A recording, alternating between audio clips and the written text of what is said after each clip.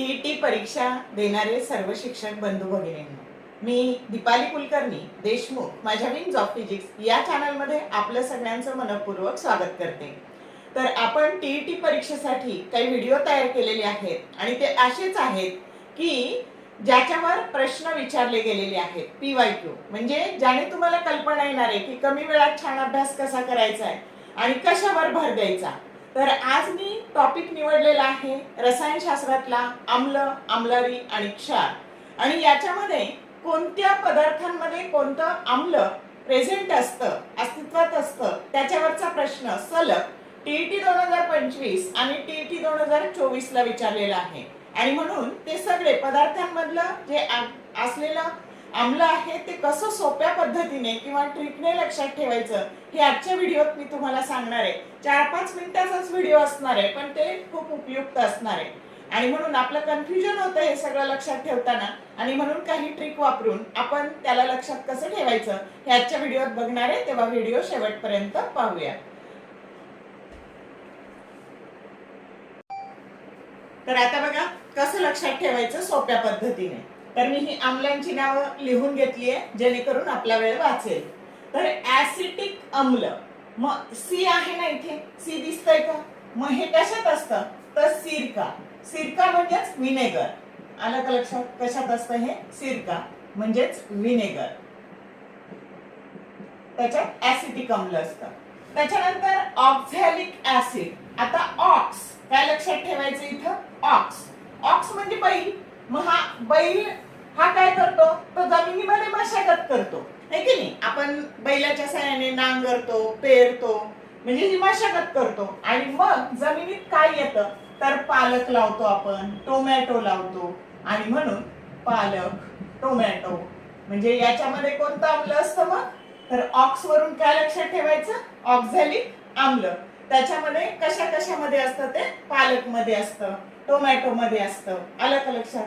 आता ऑस्कॉर्बिक आम्ल, आता हे जे काही आहे हे कशात असतं तर आता हे असतं बघा संत्रीमध्ये। कशात असतं? संत्रीमध्ये। आता इथं हे आवळ्यामध्ये पण असतं। कशात असतं? आवळ्यामध्ये पण असतं। त्याच्यानंतर लॅक्टिक आम्ल, यल ने सुरू आहे, यल। आपण गुड लक, आलं लक्षात? गुड लक मध्ये यल असतं, है की नाही?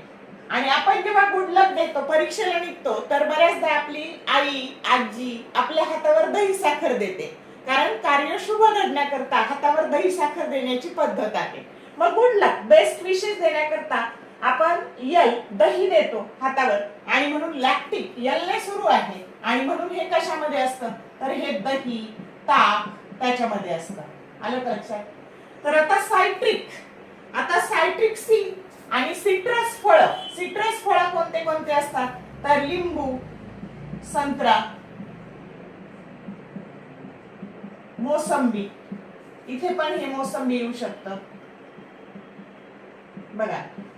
तर याच्यामध्ये कोणतं आम्ल असतं तर सायट्रिक ऍसिड असतं। आता टार्टॅरिक आम्ल, टार्टॅरिक, टॅमरिन, टॅमरिन म्हणजे चिंच, आणि टार्टॅरिक टीने सुरू आहे की नाही, आणि म्हणून हे कशात असतं? चिंच, म्हणजे असे पदार्थ की जे पाहिलं की आपल्या तोंडाला पाणी सुटतं। असं काय असतं? कैरी असते, द्राक्ष, तर ह्या सगळ्यांमध्ये कोणतं आम्ल असतं तर टार्टॅरिक आम्ल असतं। आता फॉर्मिक आम्ल, फॉर्मिक आम्ल कशात असतं तर आपल्याला बघा मुंगी चावली, मधमाशी चावली, तर चावल्यावर तिथं असं काय येते? गाठ येते अशी, म्हणजे फॉर्मेशन होतं, सुचतो तेवढा भाग, तिथं तेवढ्या भागात जिथे डंख मारलाय त्याच्या भोवती असा बबल येतो। आलं लक्षात? आणि म्हणून फॉर्मिक आम्ल हे कशामध्ये असतं तर आपल्याला मुंगी चावली किंवा मधमाशी चावली, मुंगी चावली, मधमाशी चावली,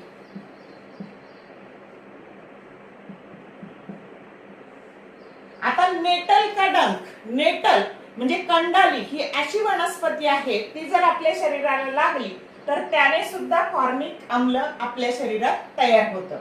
आणि स्टिरिक आम्ल हे कशामध्ये असतं तर हे खोबरेल तेलात असतं।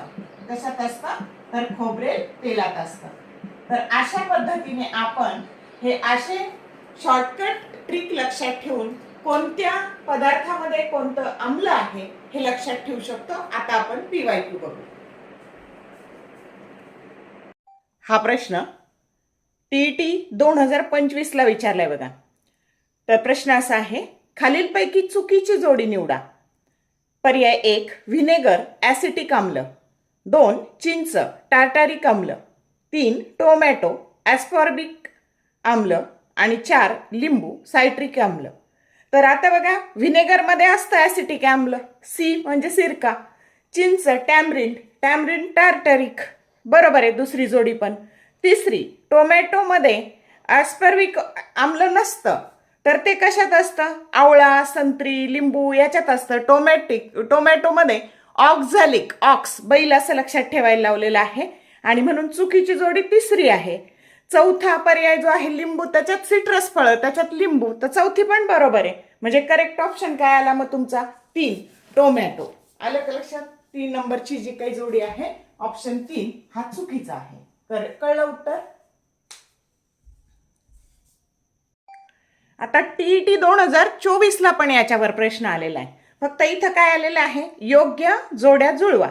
स्तंभ 1 आणि स्तंभ 2. स्तंभ 1 मध्ये ABCD दिलंय. A संत्र, B दही, C लिंबू आणि D चिंच. आणि स्तंभ 2 मध्ये 1 दिलंय सायट्रिक आम्ल, 2 दिलंय टार्टारिक आम्ल, 3 दिलंय ॲस्पर्बिक आम्ल आणि 4 दिलंय लॅक्टिक आम्ल. आता पहिल्या जोडीपासून खाली पर्याय दिलेले आहेत. तर आता बघा, 1 नंबर संत्रामध्ये काय असतं? तर ॲस्पर्बिक आम्ल असतं. म्हणजे ए मध्ये पहिल्याची जोडी ही तिसरी आहे. तर ह्या 4 पर्यायांमध्ये ना दुसरा फक्त पर्याय की ज्याची जोडी तिसरी आहे. पुढचं पाहायची सुद्धा गरज नाही, पण तरी पण आपण बघू. दह्यामध्ये लॅक्टिक आम्ल म्हणजे बीची जोडी चौथी. त्याच्यानंतर C लिंबूमध्ये सायट्रिक म्हणजे 1 आणि चिंचेमध्ये टार्टरिक आम्ल 2. तर ही 3, 4, 1 आणि 2 असं क्रमवार असणारा ऑप्शन 2 आहे. म्हणजे करेक्ट उत्तर 2 आहे. समजलं का? तर बघा, या भागावर प्रश्न पडू शकतो आणि त्यामुळं तुम्ही हे कोणत्या पदार्थात कोणतं आम्ल आहे हे चांगलं करा. 3-4 मिनिटाच्या अभ्यासात तुमचं 1 मार्क पक्का होईल. कदाचित जोड्या विचारतील, कदाचित गाळलेल्या जागा विचारतील की ह्या पदार्थात हे आम्ल असतं, असंही विचारलं जाऊ शकतं. तर बघा, तुमचा कमी वेळात अभ्यास व्हावा आणि कशावर प्रश्न विचारले जातात एवढ्या सगळ्यातून याची तुम्हाला कल्पना यावी म्हणून मी हे व्हिडिओ बनवते आहे. व्हिडिओ आवडला लाईक करा, शेअर करा, कमेंट टाकायला कंजूसी करू नका. तुम्हाला सर्वांना मनपूर्वक अभ्यासाला आणि परीक्षेला शुभेच्छा. धन्यवाद.